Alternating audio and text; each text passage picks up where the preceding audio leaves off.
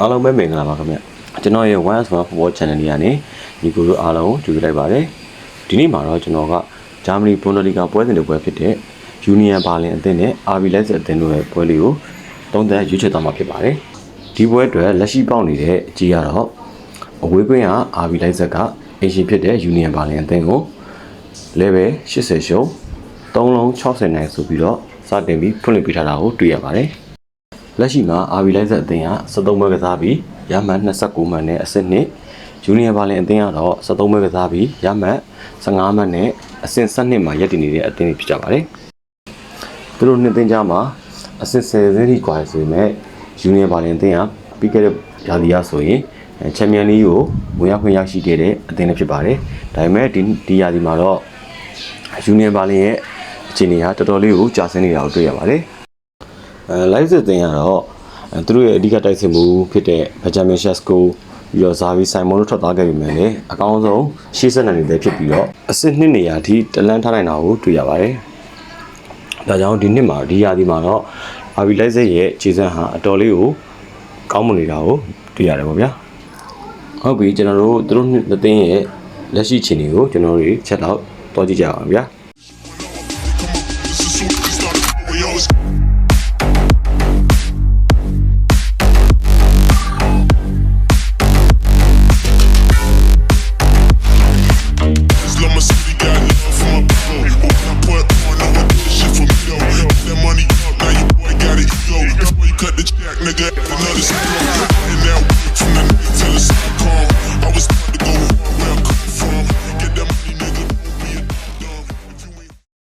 Union Berlin ရဲ့နောက်ဆုံး9ပွဲက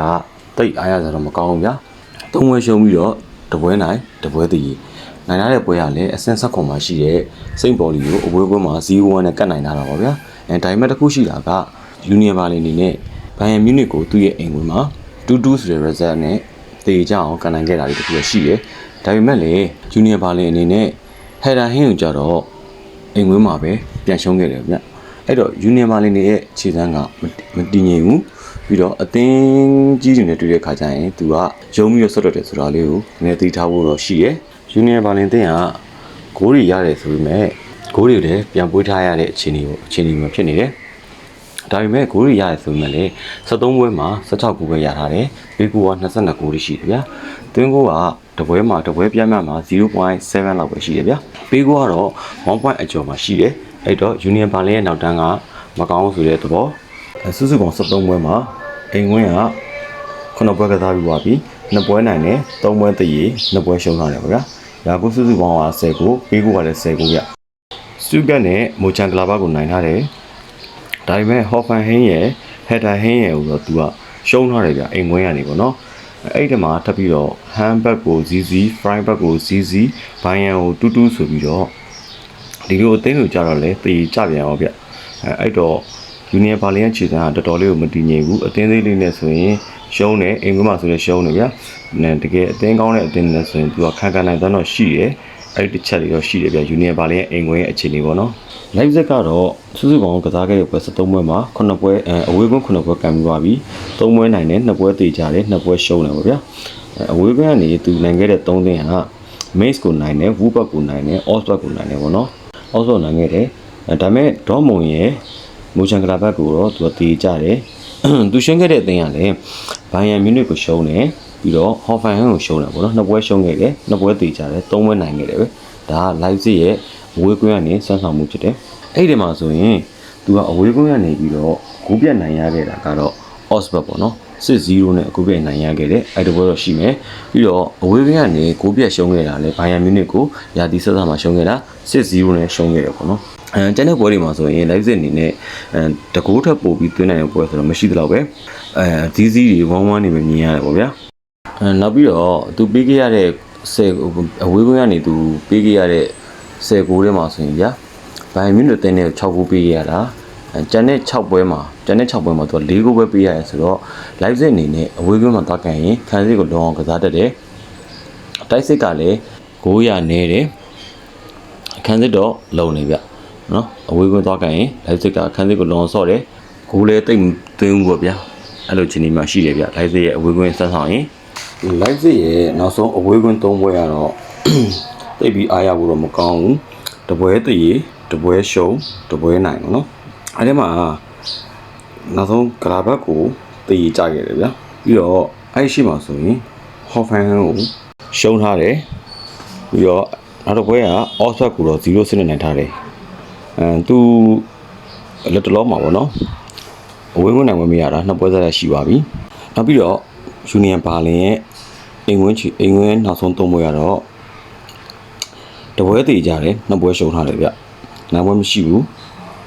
တည်ကြတဲ့ပွဲကဘိုင်ယန်မြူနစ်ကိုအိမ်ဝင်းမှာတူတူနဲ့တည်ကြတယ်ရှုံးတဲ့နှစ်ပွဲကကြတော့ဘိုင်ယန်မြူနစ်နဲ့ပဲ